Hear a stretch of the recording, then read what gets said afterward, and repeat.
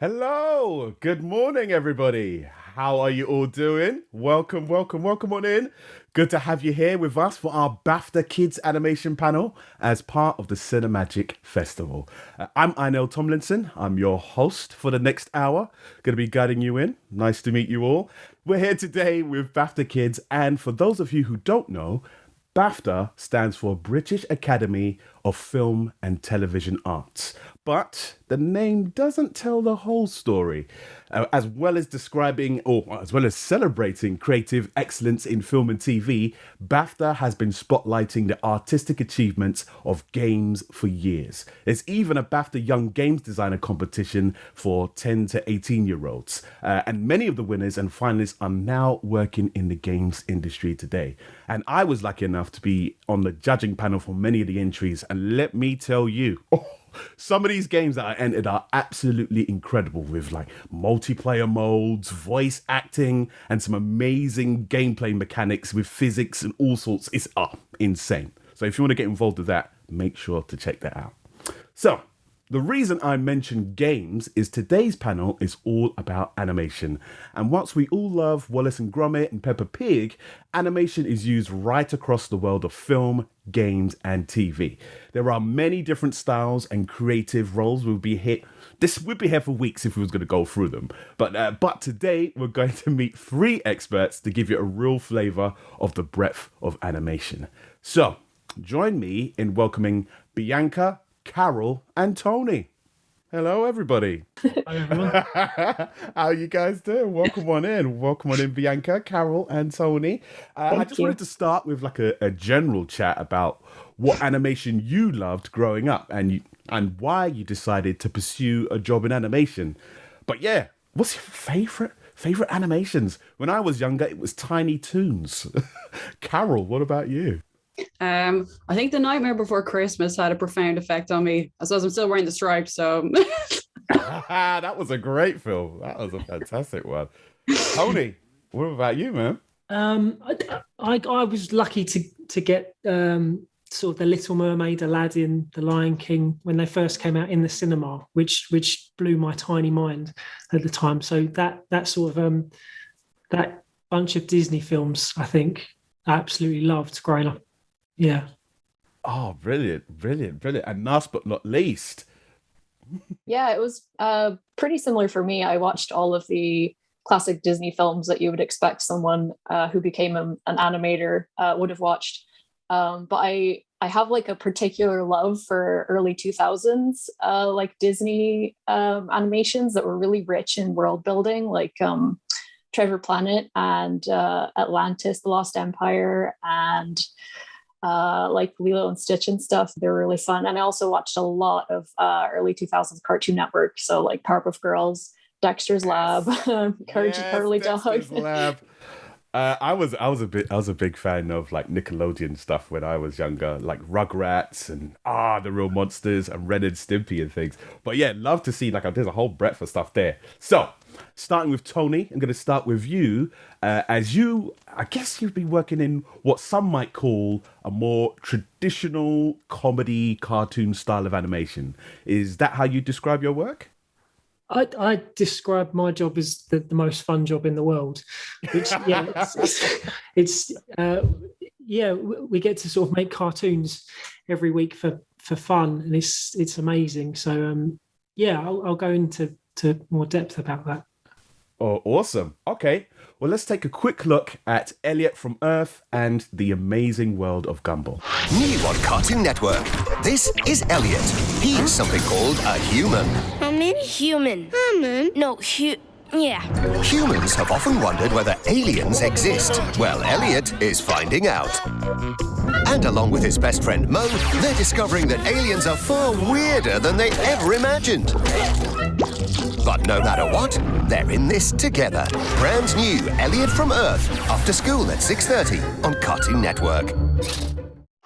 Brand new episodes of The Amazing World of Gumball. In the Gumball Chronicles, the two friends relive memories. What are we gonna do? Some great ones.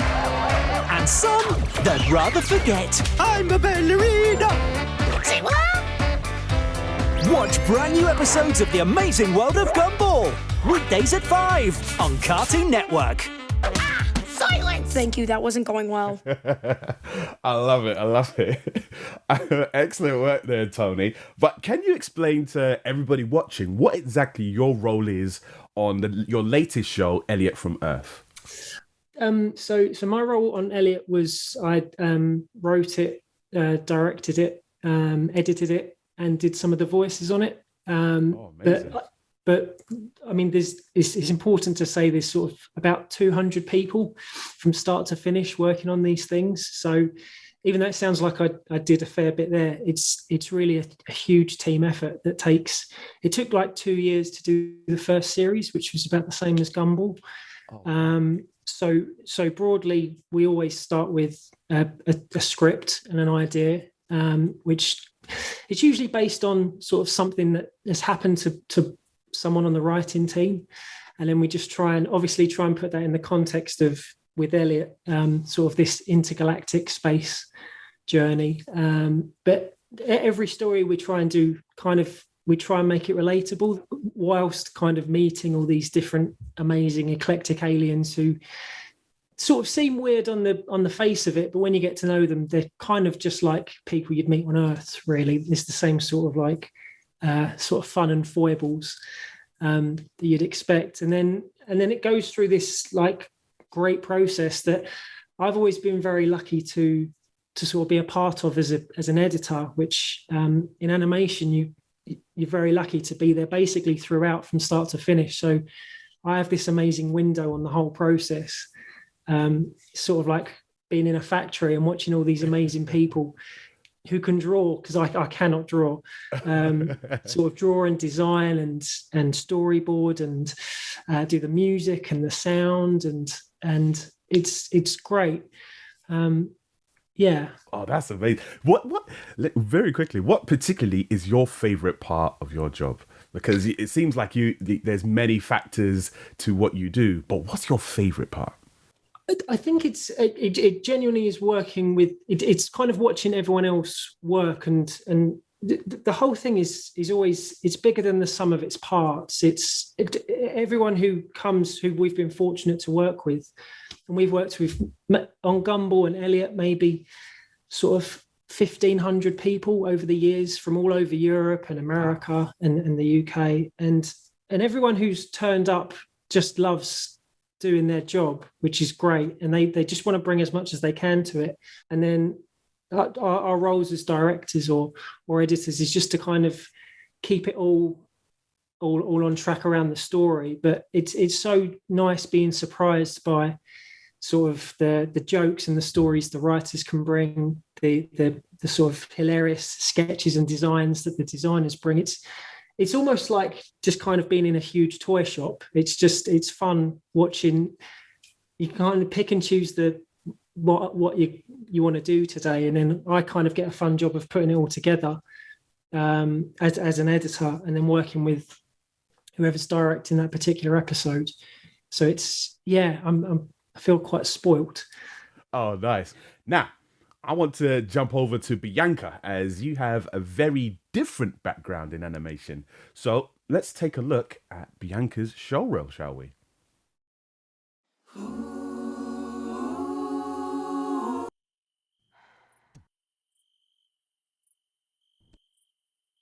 Daniel! Oh my God! Oh my God! Oh my God! The whole time you were... The whole time? Whoa, there's loads! Okay, we need boxes. Going, gone! Do. Where are they going? Oh, I don't know. I know someone who might. Come on! Doesn't Posy want to be my friend anymore? Well, you weren't very nice to her. I didn't mean it. Hold on, kids! I'm coming to rescue the lot of you! Ow! Ugh, I'm bad at this. That was much quicker than Snoozer Corn. You held the record. No, but nearly. Planet Earth is home to so many different plants and animals, scientists need to sort them into smaller groups to help understand them all. We call these groups species.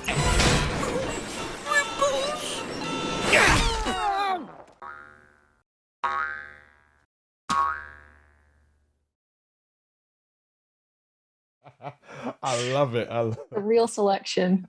That was Bianca. Now, obviously, you specialize in 3D animation, but what does a 3D animator do? And also, let's talk about the fact that you working across games and TV shows. How wicked is that? Yeah, it's really cool. So a 3D animator is essentially like a digital puppet master.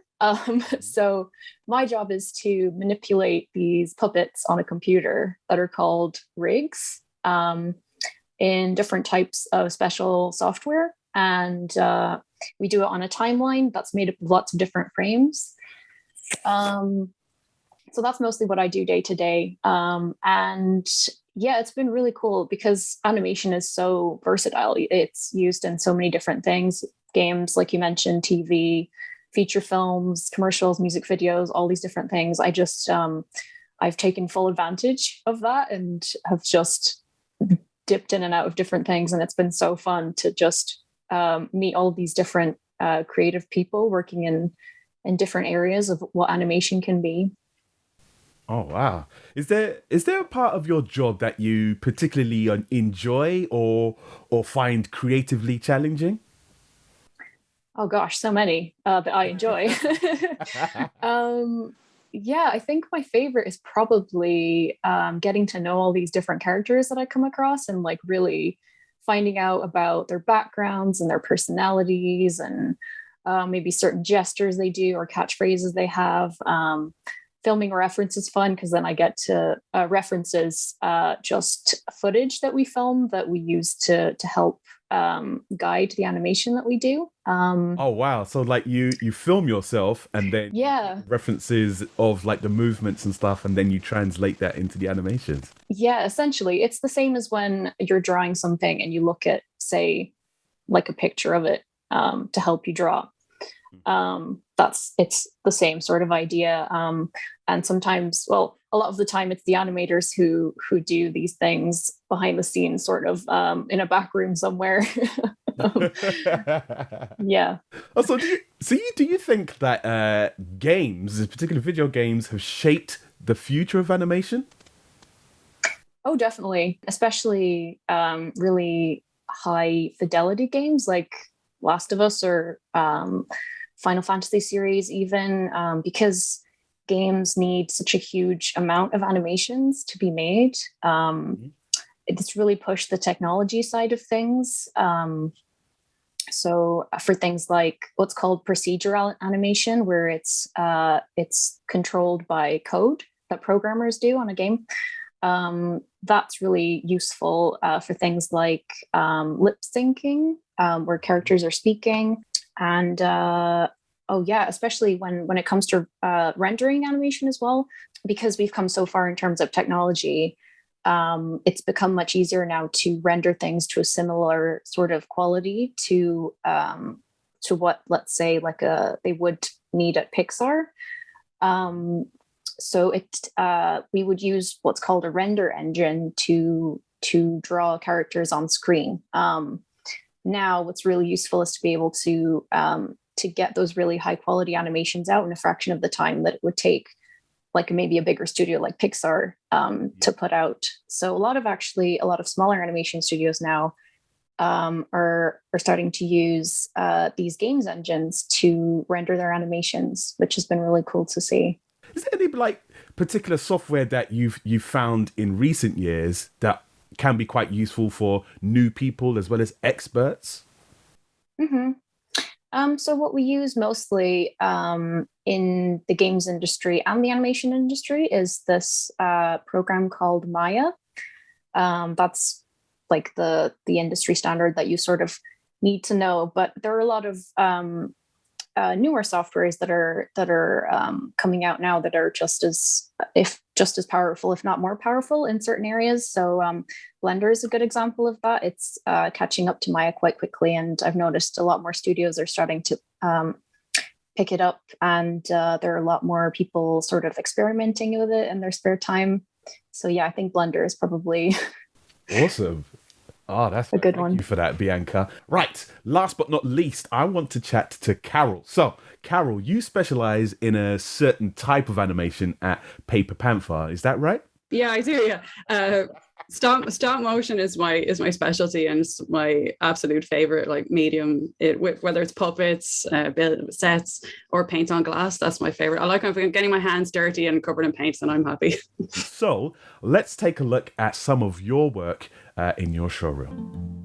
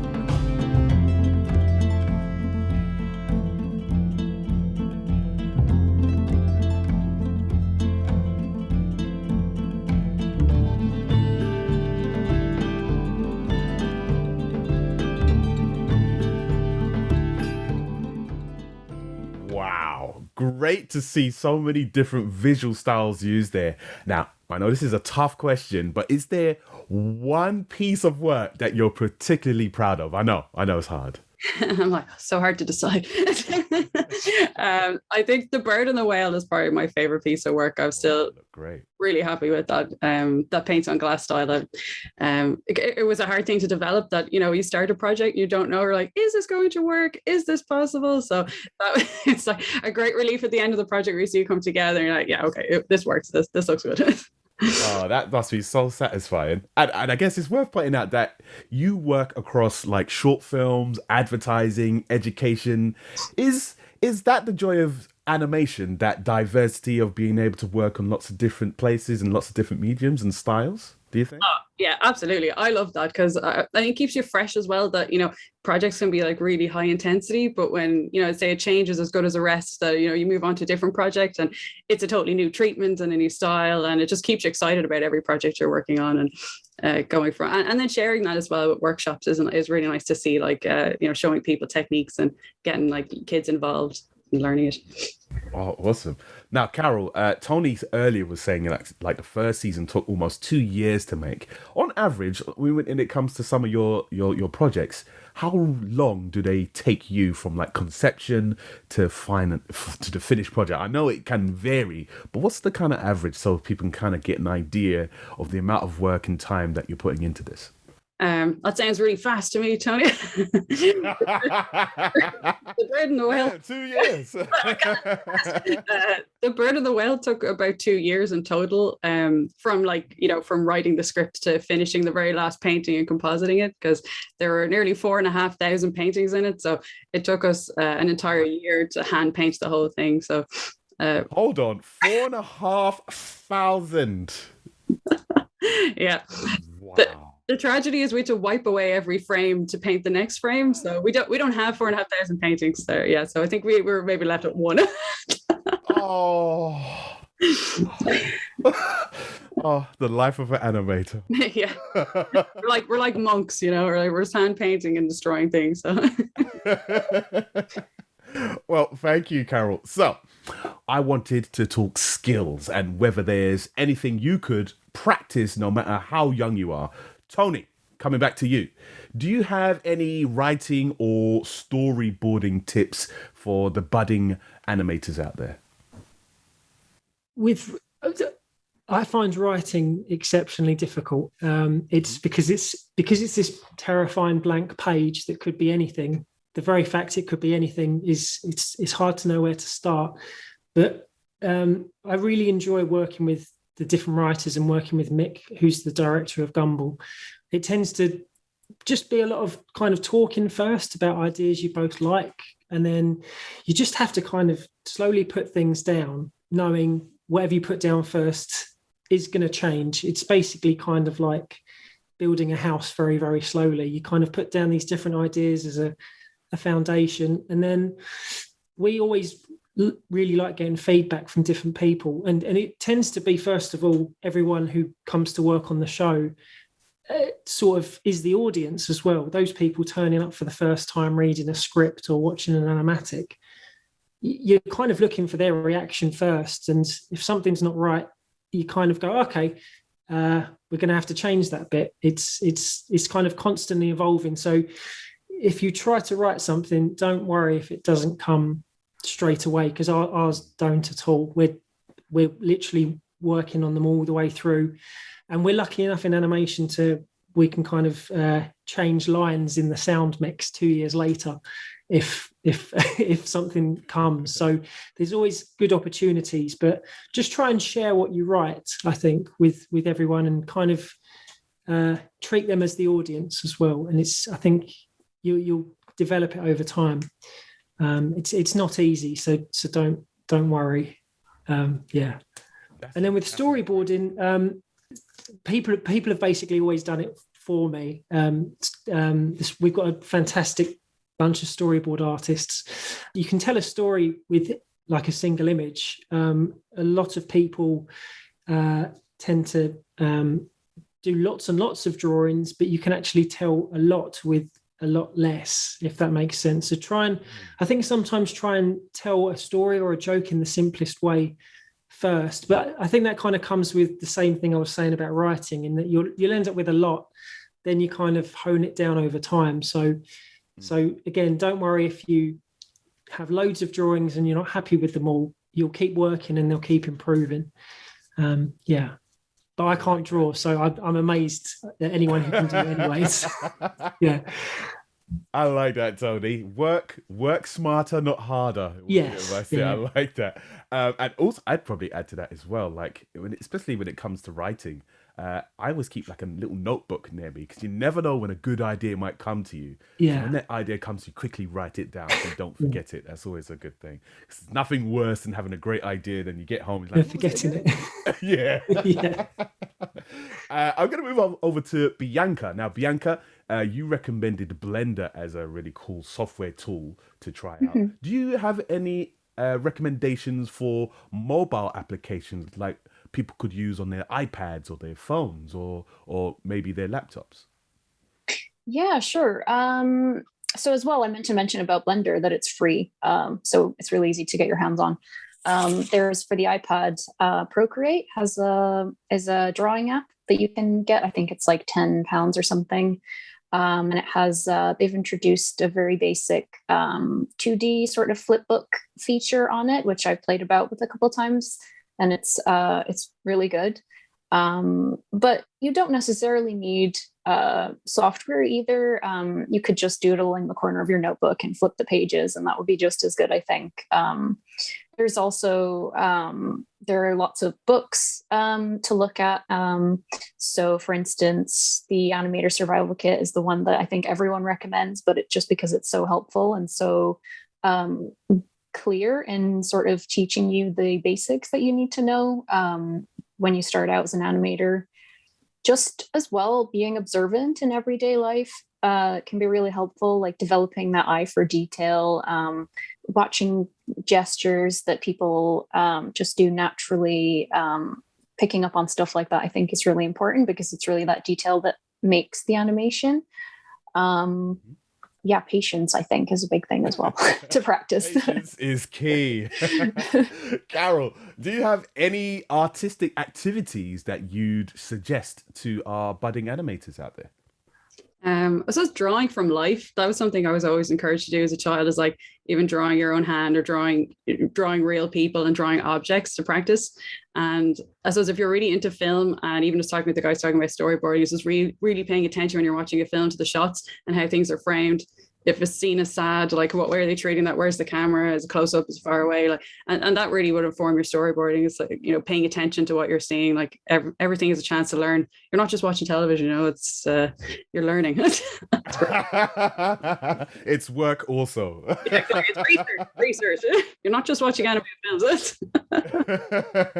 Well, that leads us very nicely into our draw along with a special guest appearance from my friend Ricky Martin. So, everybody, I want you to grab a piece of paper. I've got mine here, and a pencil or a pen, and let's all have a go. All right, let's hear from Ricky.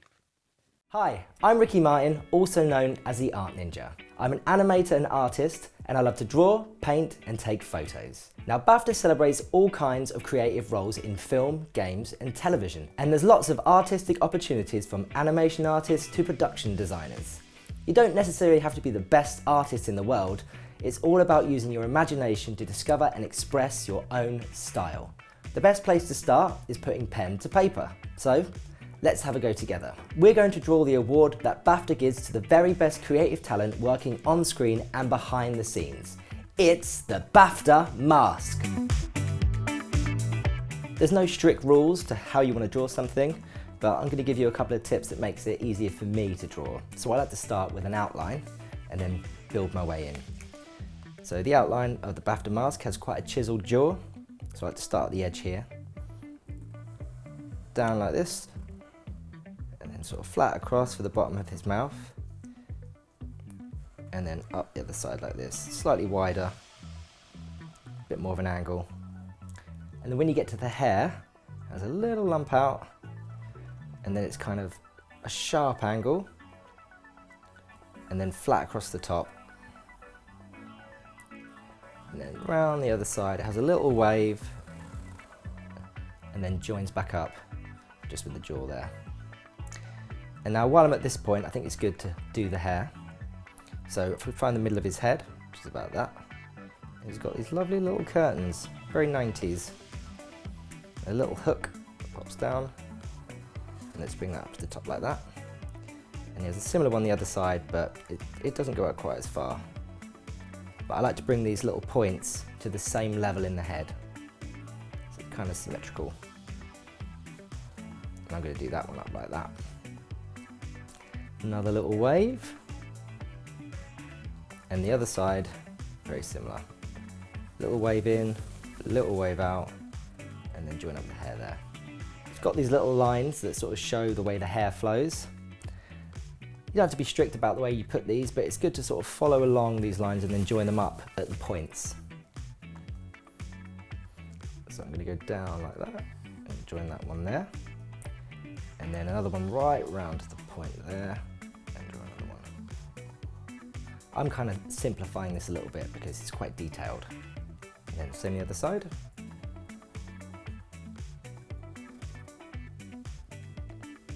Obviously I'm using a very thick black pen so you can see what I'm doing, but you can use thinner pens if you like, or pencils. Bit of hair like that. So it's nice just to suggest the shape of the hair, you don't have to be super detailed. And then go follow that line down like that.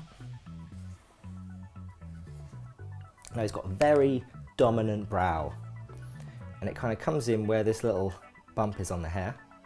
That way you leave enough space for the forehead. So I like to bring it into the middle, do a little peak like that, well, a little downward peak. And the other side. And then I'm going to draw the nose slightly off center, so you get the shape. Just like that. I'm going to join it onto that bit there. Down to about middle bit of the shape of his jaw, and then a little bit round like that, and then loop it up a little bit so you can have some nostrils. And I like to put the little edges in, just suggest them like this. Now underneath that you have this little bit here, I think it's called the filtrum. That's just a little loop, sort of loops down. Now his mouth is a little point down like that in it, and then have a little bit edges there where his lips close, and underneath a little bit of that for his chiseled chin. Now for the eyes, just about there. Do a little dot just so I know where the level's going to be. And because the nose is turning slightly across to the left here, I'm going to do this one slightly closer in and that one slightly further out so they're centered in the face.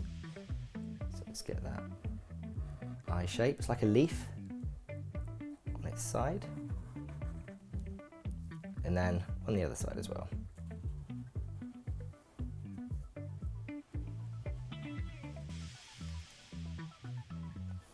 It's not looking bad, is it? So that's the basic outline. Now the thing about the BAFTA mask is it only has one eye that's cut through, so I'm not going to do any shading in here, but I am going to do some in this one so it looks full and it's actually part of the mask. Now, as I said before, it's about finding your own style, your own form of expression, and I'm really influenced by comic books. I love all the sketchiness, and dark lines and cross-hatching, so I'm going to shade mine to give it a bit more shape, but I'm going to do it with sort of just little sketchy lines like this to suggest darker areas and light areas. Now, if you're using a pencil, you can kind of scribble a little bit in and smudge it to get that shape, or you can use a slightly lighter colour than your outline colour. So let's start with a bit of shading.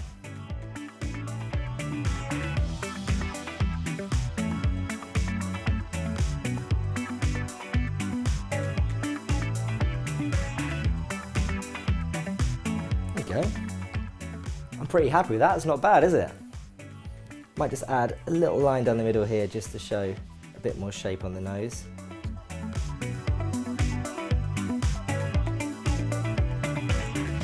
There we go, a BAFTA mask, which you might be winning if you bring your creative talents to film, games and TV. Thanks for drawing along. Bye-bye. All right. Putting the finishing touches to mine. Right, I'm gonna let everybody showcase theirs. Obviously, saving the best till last. So, Tony, first up, let's see your BAFTA drawing, please, of your BAFTA mask. I can only apologise to BAFTA for this. I like it. That's very nice. See, very unique style there, Tony. Very unique. Okay, let's go on to Carol. Carol, let's see yours, please. Like now I have a BAFTA. I think it suits me. Hey!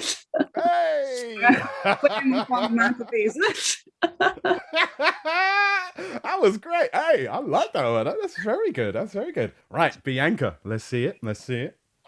Okay. Hopefully something will show up. Oh. Ooh, very nice. Very nice. I like it. It's got a little bit of a smirk. It does, yeah. Very happy BAFTA, that one. Very happy BAFTA. Okay. Now let's check out mine. Okay. There we go. Oh, well, superb. Well, it's more like Frankenstein's monster, but you know, I'll take it. I'll take it. Excellent. You got the little curled level as well. He ran out of hair gel that day. That's what that is. Okay. So, well done, everybody, and thank you for joining in at home. I hope your drawings are better than mine. But we are going to go over to a Q&A section now. A lot of you guys have been sending in your questions. Thank you very much for that. So I'm going to get to reading out some of these questions, and hopefully our panel of experts will be able to answer them for you. Okay, what was your route into animation, and do you recommend any specific courses or ways to get work experience? Carol, I'll let you answer that one. I studied animation in the National Film School, and that was very like kind of film based, which really suited me. But there's lots of different courses if you know early on you specifically want to do 3D or you want to do 2D, or if you don't know at all, I think it's best to do something quite broad like that and just try everything and see how you take to it. We actually, one of our full-time animator. She did a workshop with us back when she was still in secondary school, and that turned out to be a path to full-time employment. So there we go. Bianca, what was your route into animation? Because obviously you delve into 3D animation, so slightly different to the other two. So for me, I didn't actually decide on animation specifically until I was looking at my university application forms. I was going to do something in biology or something in filmmaking, and I thought animation would be the perfect compromise because I got to do both of those things, and I also really like to draw and like be surrounded by creative people. So I went to Teesside Uni, it's called, up north in the north of England, and I studied computer character animation, and then ended up actually working in games for a while. I was animating effects for games, so things like sparkles and smoke and fog and that kind of thing, and then moved into animating sort of background objects in the environment, and then up to characters, and then went into TV animation after that. So it was sort of like a roundabout way. But yeah, I took the scenic route. The scenic route is the best route because you get to see lots of different things. Exactly. But the route started by going to university, so that's awesome. Yeah, that's awesome. And I guess this is a question to all three of you. In a way, what's the differences between coming up with your own ideas and then also working to a brief? Because I guess some of you guys, you're pitching stuff to different TV channels and they might have an idea of the sort of stuff that they want, or coming up with your own original ideas and developing those. What's the difference and what do you prefer in any kind of way? Carol, I'll start with you on that one.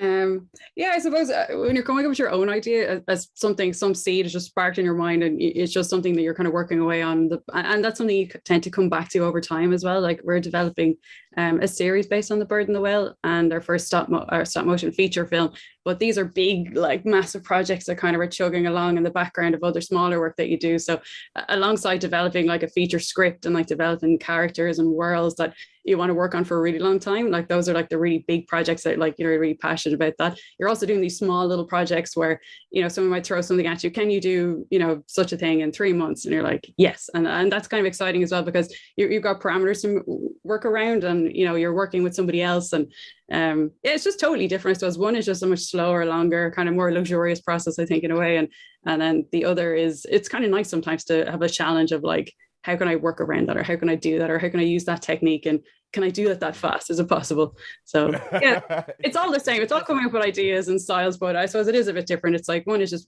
more, you're chipping away yourself, and then the other a bit more collaborative. Okay, and I guess Tony is very collaborative with his work. Tony, do you prefer creating your own original ideas, or do you like kind of having a brief and then developing and curating a team to kind of attack that project? In all honesty, I absolutely prefer being given a task to do, and it's lovely with someone who's come with the idea and say, do this, and we're like, excellent, that's lovely.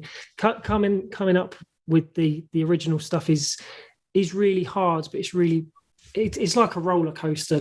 Some days you're like, this is excellent, like well done everybody, and then you panic a few days later, like I can't make this. But it's everyone goes through that, I think, with original things, and it's you won't be doing it alone. There'll be producers, designers, writers. There'll be so many people helping you along the way. That's the main thing to remember. It's not all down to you to do. So try not to worry. Yeah. Awesome. Well, I'm going to have to leave it there, and I will say thank you very much to all of you guys for joining me. Can we get a virtual round of applause for Tony, Bianca, and Carol, please? Yeah. Yay. I can hear it. They're all clapping. I've been your host, Inel Tomlinson. Thank you very much for joining us, and I hope you enjoy the rest of your day. Take care, everybody. Bye-bye. Bye.